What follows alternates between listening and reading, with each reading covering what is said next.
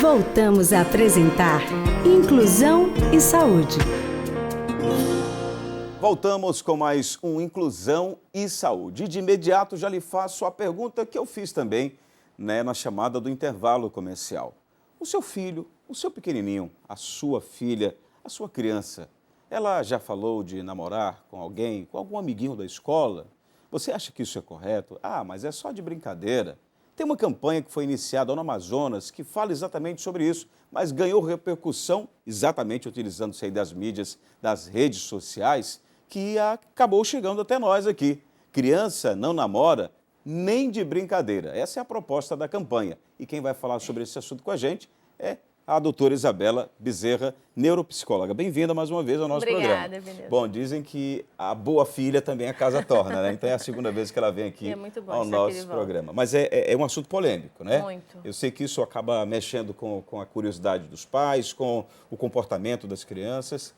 No que a gente pode trazer como principal, digamos, norte para os pais e depois, logicamente, para as crianças, quando a gente vai falar sobre isso? Porque hoje as mídias, novelas infantis, as escolas, redes sociais, um monte, né, de coisas que nos cercam e, sobretudo, cercam os pais e as crianças, incentivam o contrário. Como travar, vamos dizer, essa discussão? Eu sempre falo que falar de criança é respeitar etapas.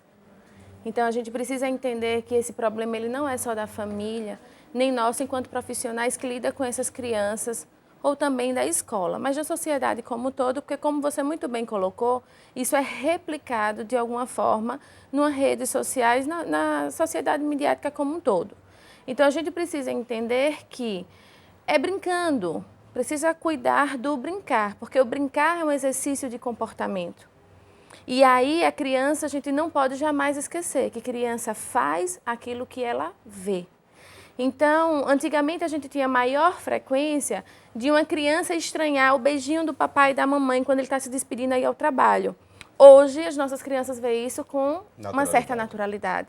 Por quê? Porque isso foi influenciado, isso está sendo estimulado.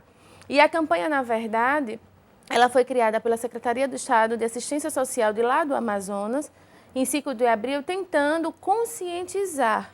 E eu volto a dizer que é um problema da sociedade como um todo, porque tendem a falar, não, é dos pais, não, isso é um problema que a escola precisa auxiliar.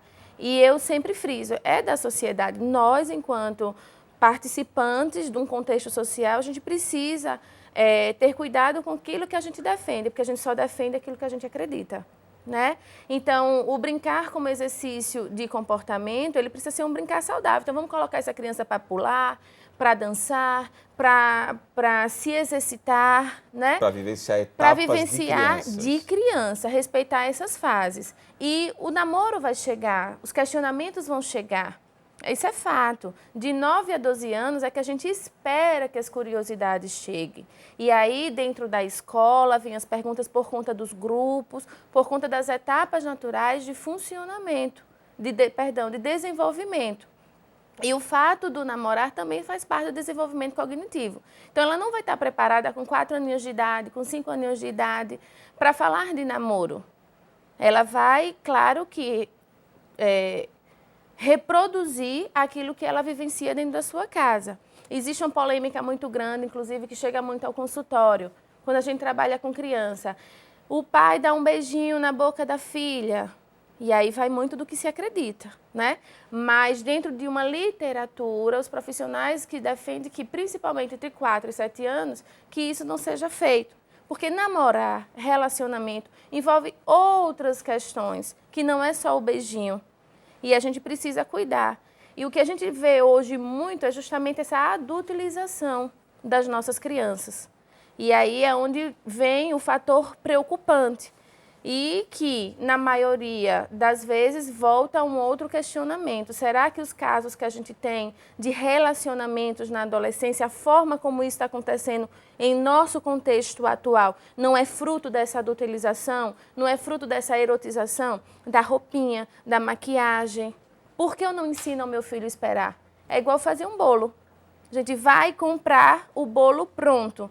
Mamãe, por que não faz um bolo? Porque aí eu estou ensinando várias coisas ao seu filho com um bolo. Inclusive, é esperar o tempo do bolo ir para o forno e o bolo chegar e ficar pronto. Tem um aspecto que a gente não pode desconsiderar e diz respeito aos hormônios, né? Eles estarem bem mais aflorados nas crianças da atualidade. Então, crianças, principalmente as mulheres, em pouquíssimo tempo, né, com 8, 9 anos, elas já começam a demonstrar sinais de que estão ficando mocinhas, como a gente costuma dizer. Isso, de algum modo, também acaba atrapalhando? Não sei se antes era tão assim, porque eu ouço os mais velhos comentarem, peraí, as meninas hoje já estão muito mocinhas. E logo, logo, elas já querem, né, na pré-adolescência, elas querem ter e dizem que tem um namorado fixo. E já tem casos, inclusive, eu não vou entrar no mérito da questão aqui, que é um outro tema, mas tem casos de tentativa de suicídio infanto-juvenil, porque elas acreditam que aquele homem, eu estou dizendo que casos que a gente já acompanhou, acreditam que aquele homem, o homem sem ele, ela não vai viver. Isso já numa pré-adolescência. Seria uma consequência se a gente não tivesse cuidado no início, doutora? Com certeza. Foi o que eu falei.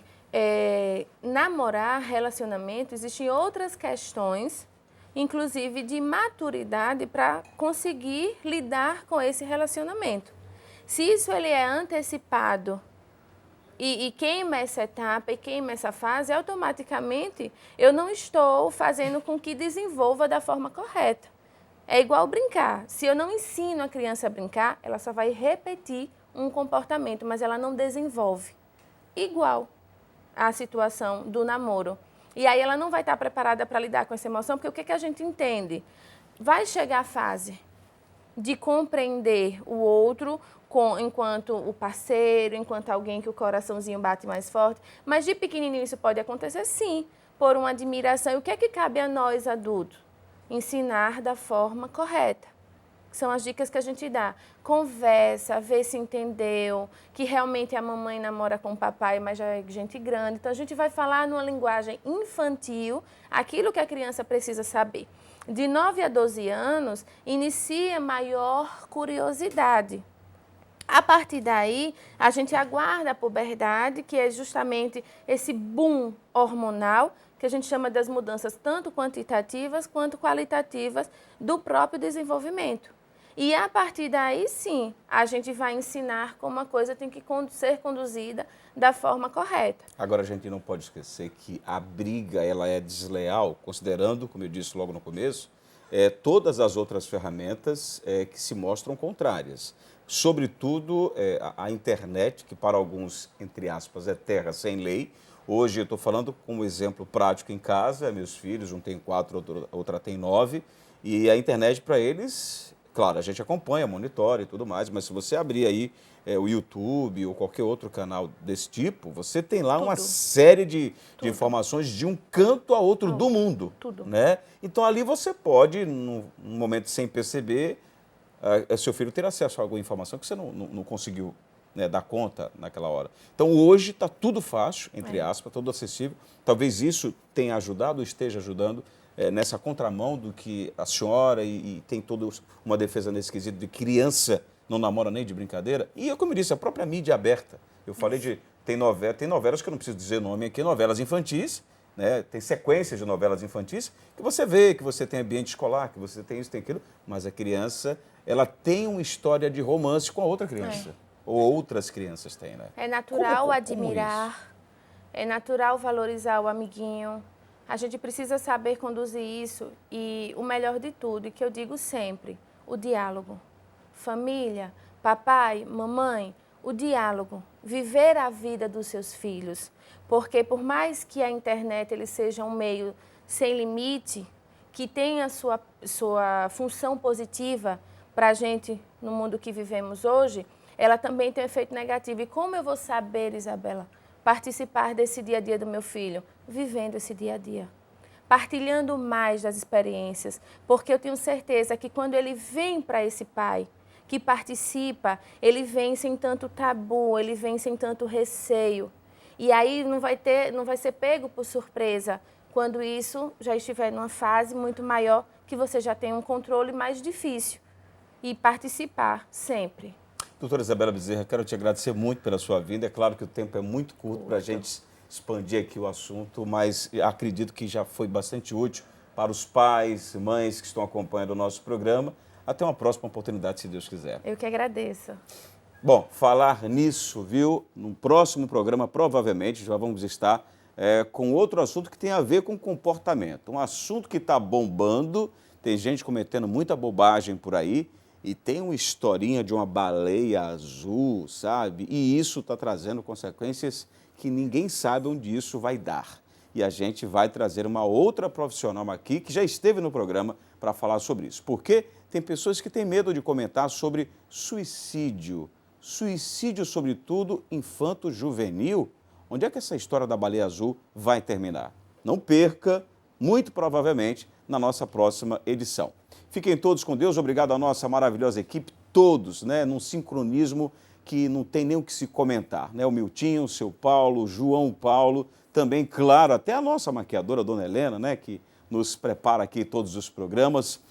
O Jorge, que eu não posso esquecer do Jorge, naturalmente, sem dúvida alguma, pessoa está sempre ali nos dando essa direção de imagem aqui no nosso programa. Seu Gerivaldo, a todos que fazem parte da equipe. Nosso muito obrigado a você pela audiência. Lembrando, sábados às 8 da manhã, Inclusão e Saúde com a edição inédita. E nas segundas às 9 da manhã, a reprise do nosso programa.